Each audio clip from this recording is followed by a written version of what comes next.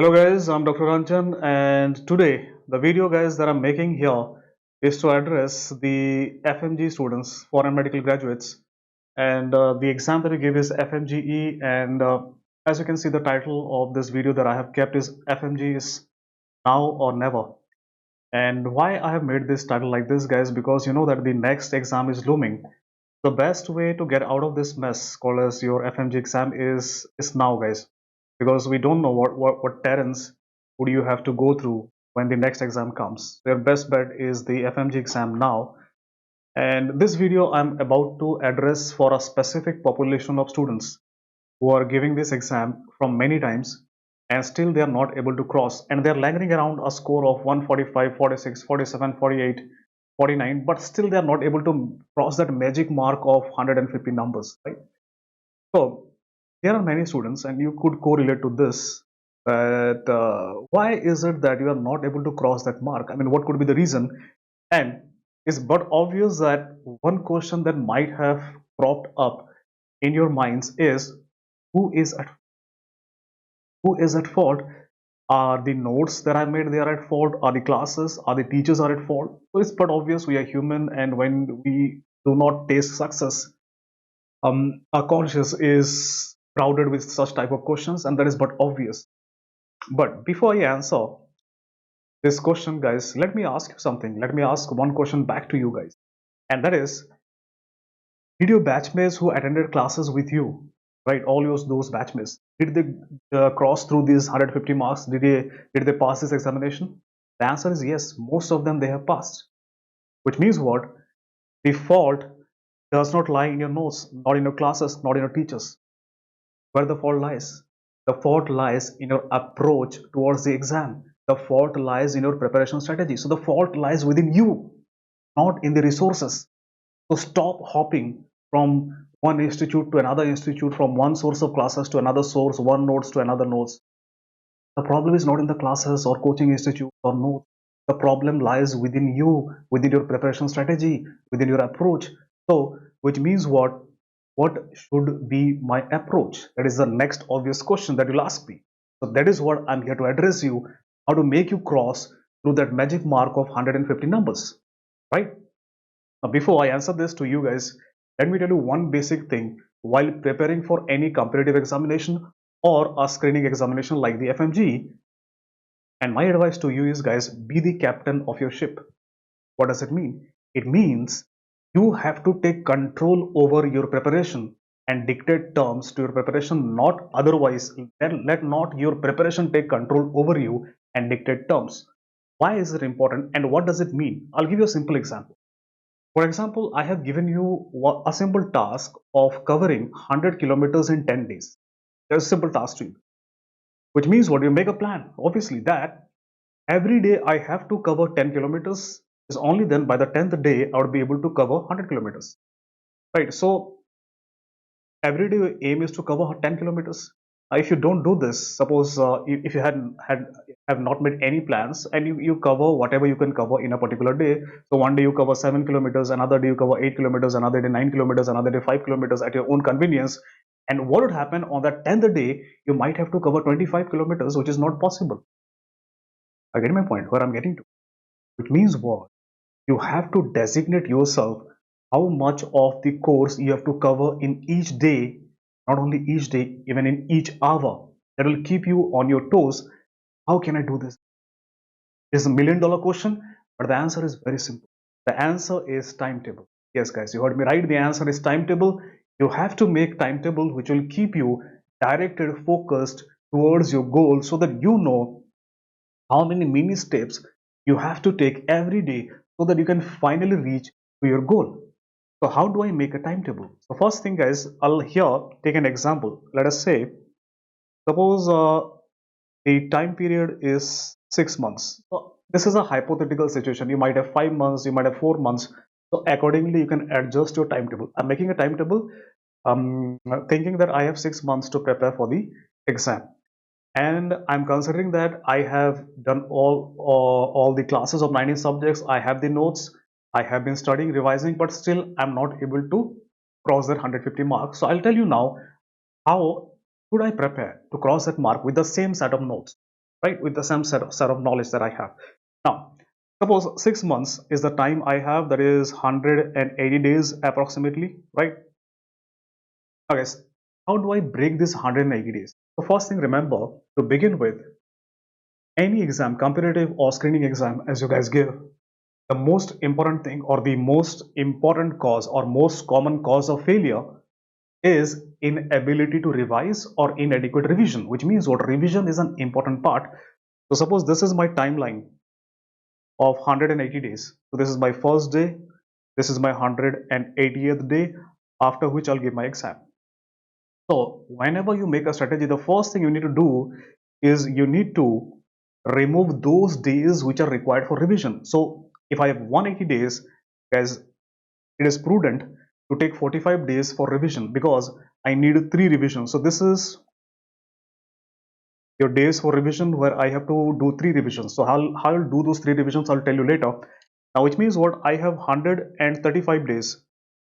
I have 135 days for preparation. That is, I need to go through my notes of all subjects in these 135 days. Now, guys, see here, what is my aim?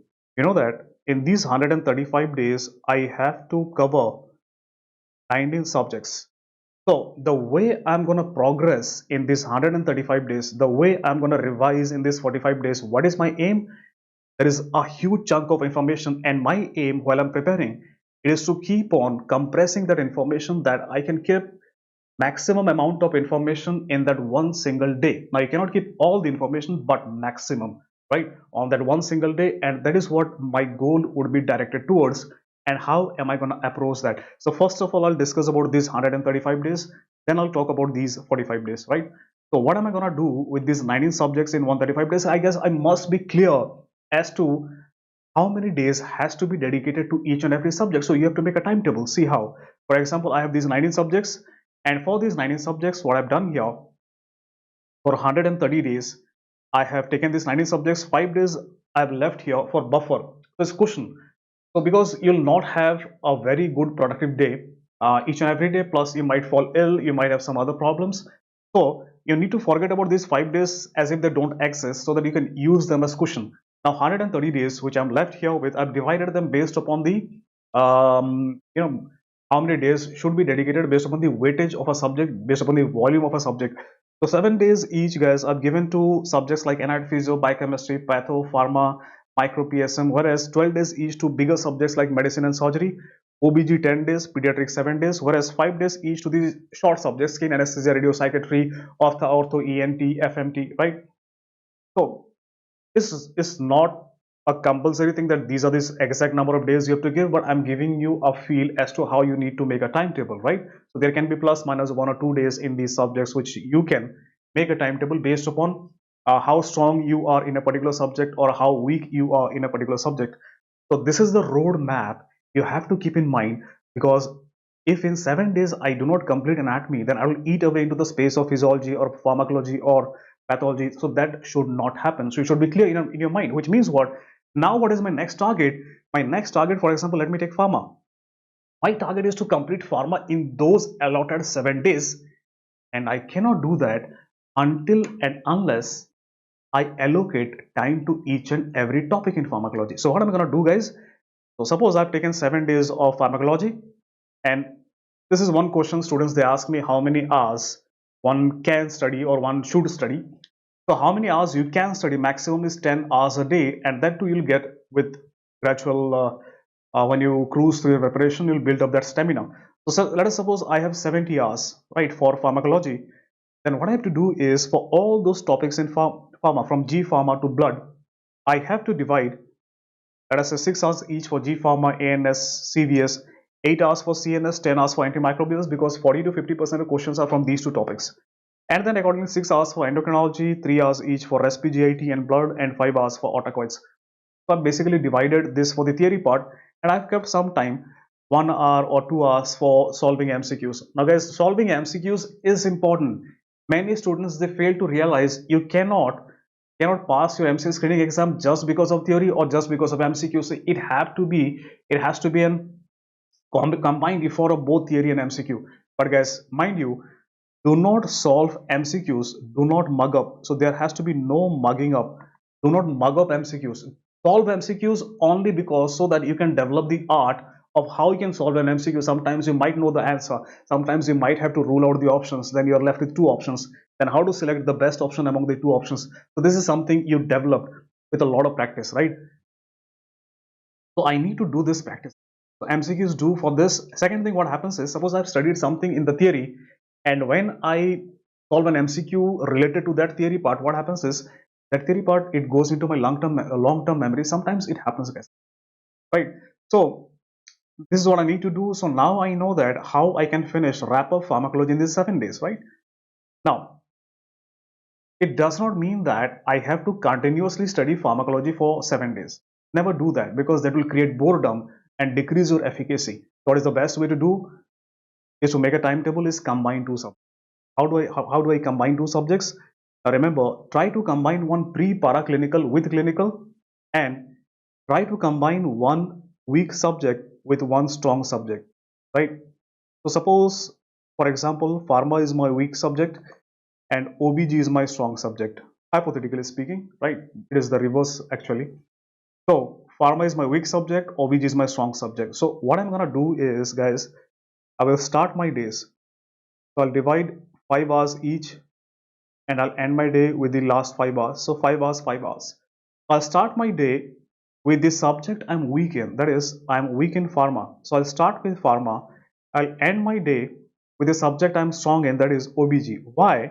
Because in the beginning of the day I'm fresh, I'm raring to go at the subject, but by the end of the day I'm having fatigue and I might tend to lose interest. Moreover, if the subject is difficult one, I'll not have the stamina, I'll not have the zeal to continue my studies. But if the subject is strong one, it might continue my zeal to study that subject, right? So this is how you need to make combination of subjects for every day by combining these subjects.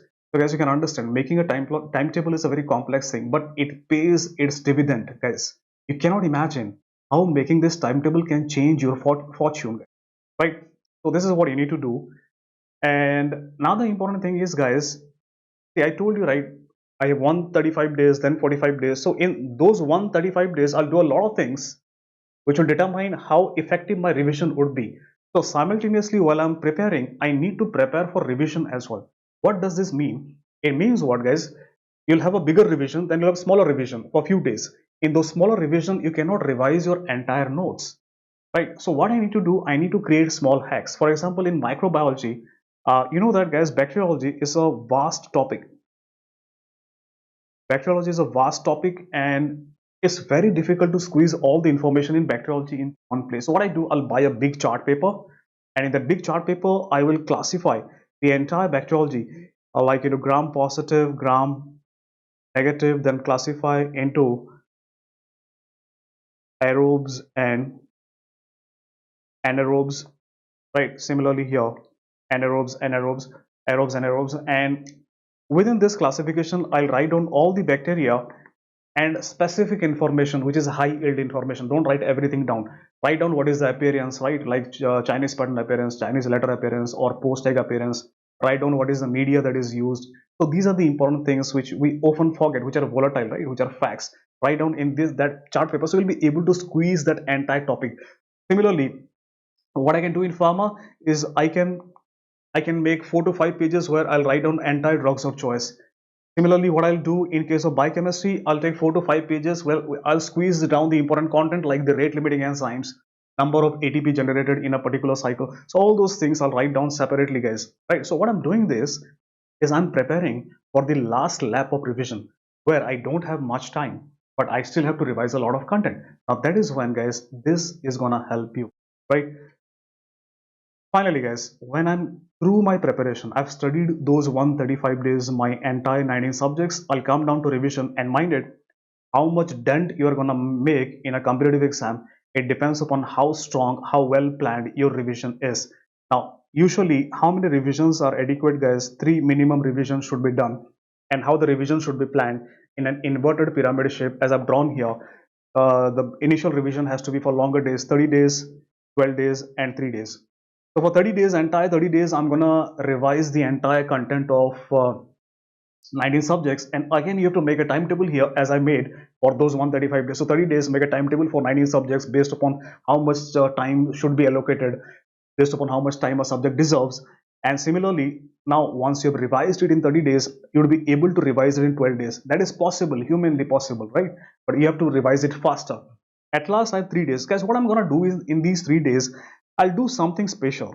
I'll do something special here in these 3 days, which will increase my chances of solving at least 3 to 4 questions more. So what I'm going to do here is, suppose here the fourth day is my exam. So third day, what I'll do is I'll revise pharma, micro, and biochemistry. So these are highly volatile subjects, guys. Pharma, micro, biochemistry, and 3 hours each. Not many. 3 hours each. I just need to flip through my notes. You need to flip through your notes, or you need to flip through those hacks that you have created, that page of bacteriology or drugs of choice. So just revise briefly.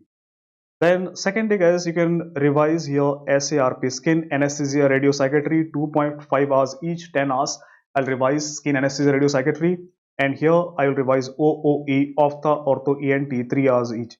So what I'm gonna do here is I'll revise briefly just before the exam those subjects where I tend to forget those facts in pharma, micro, biochemistry, because these are highly volatile.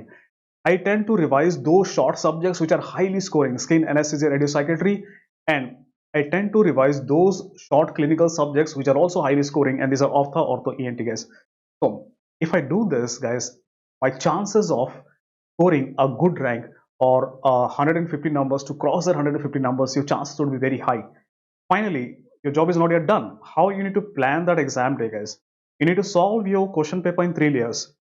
In first layer, you're gonna solve only those questions for which answers you're sure of 100%, right? So solve those, and while you are solving, you'll see that for many questions you'll not get the answer because your level of anxiety is very high initially.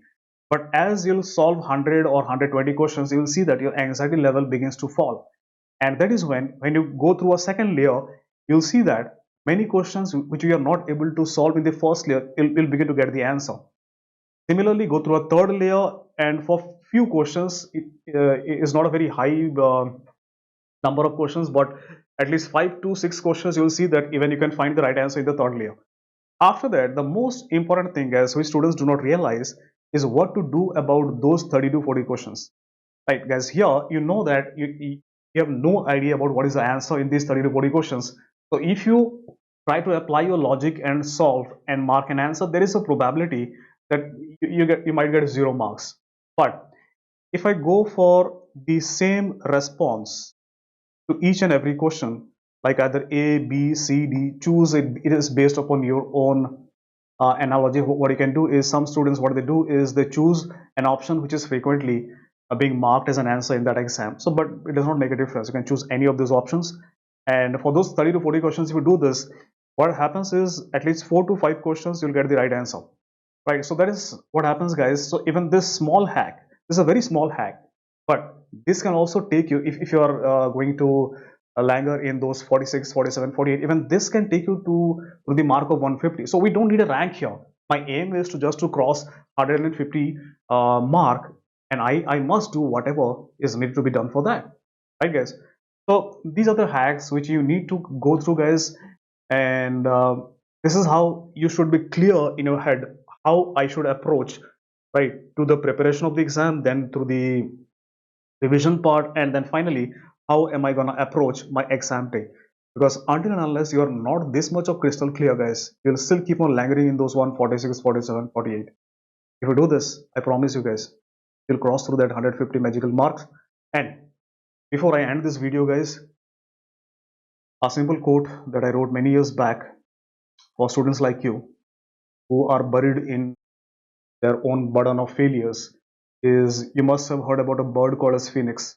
So be that phoenix, be a phoenix, and rise from the ashes of your failure to rise and fly above all who all have written you off. You can do this, guys. The only thing you need is a little bit of motivation, little bit of push, little bit of strategy, and that is what I intended to provide by this video. My best wishes to all of you. Believe in yourself, move ahead by preparing, thinking that you are gonna clear this exam. So this is very important, guys. You need to be positive. Because if you think that you're going to clear this exam, you'll behave in a way, you'll prepare in a way that you're going to clear it. So being positive is right, guys. So this was Dr. Ranja, and I wish you all of the best, and may God be with you. Thank you very much. Take care.